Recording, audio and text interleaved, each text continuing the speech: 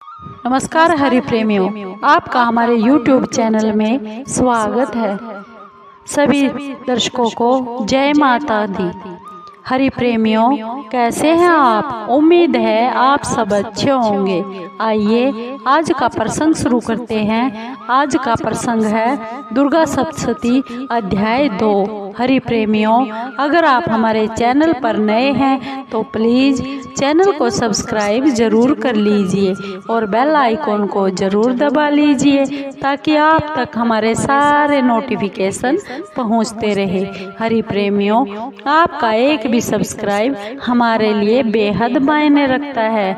हरि प्रेमियों, आइए सुनते हैं दुर्गा सप्तशती का दूसरा अध्याय। देवताओं के तेज से देवी का प्रादुर्भाव और महिषासुर की सेना का वध। महर्षि मेघा बोले, प्राचीन काल में देवताओं और असुरों में पूरे 100 वर्षों तक घोर युद्ध हुआ था। उनमें असुरों का स्वामी महिषासुर था और देवराज इंद्र देवताओं के स्वामी थे। इस युद्ध में देवताओं की सेना परास्त हो गई और इस प्रकार संपूर्ण देवताओं को जीत महिषासुर इंद्र बन बैठा। युद्ध के बाद हारे हुए देवता प्रजापति श्री ब्रह्मा को साथ लेकर उस स्थान पर पहुँचे जहाँ पर भगवान शंकर विराजमान थे। देवताओं ने अपनी हार का सारा वृतांत भगवान श्री हरि विष्णु को शंकर जी से कह सुनाया।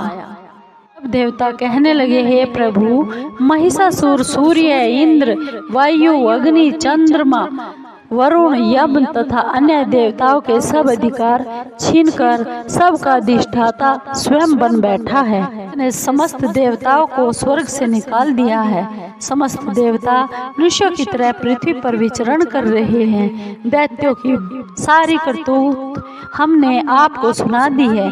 हम आपकी शरण में इसलिए आए हैं, आप उनके वध का कोई न कोई उपाय सोचिए। देवताओं की सारी बातें सुनकर भगवान श्री विष्णु जी और शंकर जी को दैत्यों पर बहुत क्रोध आया।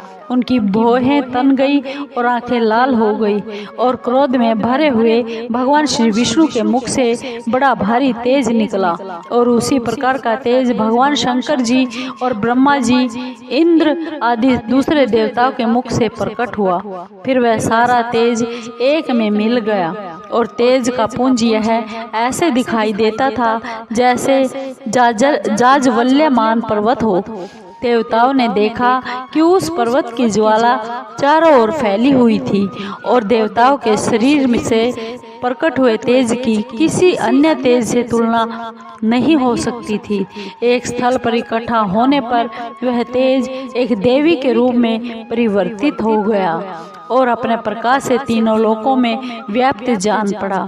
वह भगवान शंकर जी का तेज था, उससे देवी का मुख प्रकट हुआ। यमराज के तेज से उसके सिर के बाल बने। भगवान श्री विष्णु के तेज से उसकी भुजाएं बनी। चंद्रमा के तेज से दोनों स्तन और इंद्र के तेज से जंघा और पिंडली तथा पृथ्वी के तेज से नितंब भाग बना। ब्रह्म के तेज से दोनों चरण और सूर्य के तेज से उसकी उंगलियां पैदा हुई और वसुओं के तेज से हाथों की उंगलियां एवं कुबेर के तेज से नासिका बनी। प्रजापति के तेज से उसके दांत और अग्नि के तेज से उसके नेत्र बने। संध्या के तेज से उसकी भौहें और वायु के तेज से उसके कान प्रकट हुए। इस प्रकार उस देवी का प्रादुर्भाव हुआ। महिषासुर से पराजित देवता उस देवी को अत्यंत प्रसन्न हुए। देखकर भगवान शंकर जी ने अपने त्रिशूल में से एक त्रिशूल निकालकर उस देवी को दिया और भगवान श्री विष्णु ने अपने चक्र में से एक चक्र निकालकर माँ देवी को दिया। वरुण ने अपने चक्र में से एक चक्र निकालकर उस देवी को दिया।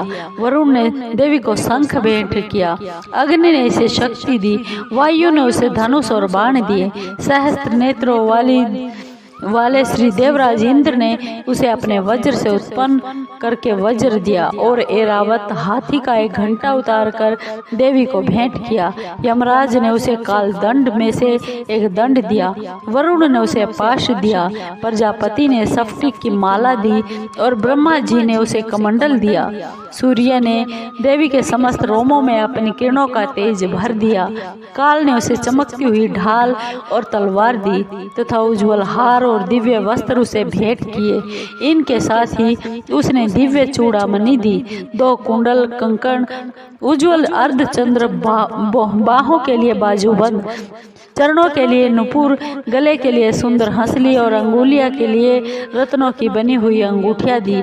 विश्वकर्मा ने उसको फरसा दिया और उसके साथ ही कई प्रकार के अस्त्र और अभेद कवच दिए। इसके अतिरिक्त उसने उसे कभी न कुम्भलाने वाली सुंदर कमलों की मालाएं भेंट की, समुद्र ने सुंदर कमल के फूल भेंट किए। हिमालय ने सवारी के लिए सिंह और तरह तरह के रतन देवी को भेंट किए। यक्षराज कुबेर ने मधु से भरा हुआ पात्र और शेषनाग ने उसे बहुमूल्य मणियों से विभूषित नागहार भेंट किया। इसी तरह दूसरे देवताओं ने भी उसे आभूषण और वस्त्र देकर उसका सम्मान किया। इसके बाद देवी ने उच्च स्वर से गर्जना की। उसके इस भयंकर नाद से आकाश गूंज उठा। देवी का वह स्वर किया हुआ सिंहनाद समा न सका। आकाश उनके सामने छोटा प्रतीत होने लगा। उससे बड़े जोर की प्रतिध्वनि हुई, जिससे समस्त विश्व में हलचल मच गई और समुद्र कांप उठे, पृथ्वी डोलने लगी, सब के सब पर्वत हिलने लगे। देवताओं ने उस समय प्रसन्न हो सिंह वाहिनी जगतमयी देवी से कहा, देवी तुम्हारी जय हो। इसके साथ महर्षि ने भक्ति भाव से विनम्र होकर उनकी स्तुति की। संपूर्ण त्रिलोकी को शोक मगन लेकर दैत्यगण अपनी सेनाओं को साथ लेकर हथियार और सजाकर उठ खड़े हो गए। महिषासुर के क्रोध की कोई सीमा न रही। उसने क्रोध में भरकर कहा, यह सब क्या उत्पात है। फिर वह अपनी सेना के साथ उस ओर दौड़ा जिस ओर से भयंकर नाद का शब्द सुनाई दिया था और आगे पहुंचकर उसने देवी को देखा, जो कि अपने प्रभा से तीनों लोकों को प्रकाशित कर रही थी। उसके चरणों के भार से पृथ्वी दबी जा रही थी। माथे के मुकुट से आकाश में एक रेखा सी बन रही थी। उसके धनुष की टंकार से सब लोग शुभ हो रहे थे। देवी अपनी सहस्त्र भुजाओं को संपूर्ण दिशाओं में फैलाए खड़ी थी। इसके बाद उनका दैत्यों के साथ युद्ध छिड़ गया। कई प्रकार के अस्त्र शस्त्रों से सब की सब दिशाएं उद्भाषित होने लगी। महिषासुर की सेना का सेनापति चिक्सुर नामक एक महान असुर था। वह आगे बढ़कर देवी के साथ युद्ध करने लगा और दूसरे दैत्यों की चतुर रंगीनी सेना को साथ लेकर चामर भी लड़ने लगा और 60,000 महारथियों को साथ लेकर उदग्र नामक महादैत्य आकर युद्ध करने लगा और महाहनु नामक असुर 1 करोड़ रथियों को साथ लेकर, असिलोमा नामक असुर 5 करोड़ सैनिकों को लेकर युद्ध करने लगा। वास्कल नामक असुर 60 लाख असुरों के साथ युद्ध में आ डटा। विडाल नामक असुर 1 करोड़ रथियों सहित लड़ने को तैयार हो गया। इन सब के अतिरिक्त और भी हजारों असुर हाथियों और घोड़ा सब लड़ने लगे। इन सब के बाद महिषासुर करोड़ों रथों, हाथियों और घोड़ों सहित वहां आकर देवी के साथ लड़ने लगा। तभी असुर तोमर, भिंदीपाल, शक्ति, मूसल, खड़ग, फरसों, पटियों के साथ रणभूमि में देवी के साथ युद्ध करने लगे। कई शक्तियां फेंकने लगे और कोई अन्य शस्त्र आदि। इसके बाद सब के सब दैत्य अपनी अपनी तलवार हाथ में लेकर देवी की ओर दौड़ने लगे और उसे मार डालने का उद्योग करने लगे। मगर देवी ने क्रोध में भरकर खेल खेल में उनके सब अस्त्र शस्त्रों को काट दिया। इसके बाद ऋषियों और देवताओं ने देवी की स्तुति करी। देवी प्रसन्न होकर असुरों के शरीरों पर अस्त्र शस्त्रों से प्रहार करती रही। माँ देवी का वाहन भी क्रोध में भरकर दैत्य सेना में इस प्रकार विचरने लगा जैसे कि वन में दावानल फैल रहा हो। युद्ध करती हुई देवी ने क्रोध में भरकर श्वासों को छोड़ दिया। वह सैकड़ों हजारों गणों के रूप में परिवर्तित हो गई। फरसे, खड़ग और बिंदी पालपट्टी शादी अस्त्रों के साथ दैत्यों से देवी युद्ध करने लगी। देवी की शक्ति से चढ़े हुए वह गण दैत्यों का नाश करते हुए ढोल, मृदंग, शंख आदि बजा रहे थे। तदंतर देवी ने त्रिशूल, गदा, शक्ति और खड्ग आदि से सहस्त्रों असुरों को मार डाला, जो कितने को घंटे की भयंकर आवाज से ही यमलोक जा पहुंचा दिया।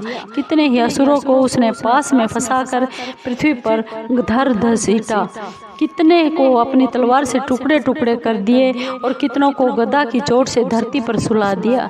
कितने अनेक दैत्य मूसल की मार से घायल होकर रक्त वमन करने लगे और कई शूल से छाती फट जाने के कारण पृथ्वी पर लेट गए और कितनों की बाण से कमर टूट गई और दर्द देने वाले दैत्य कट कट कर मरने लगे।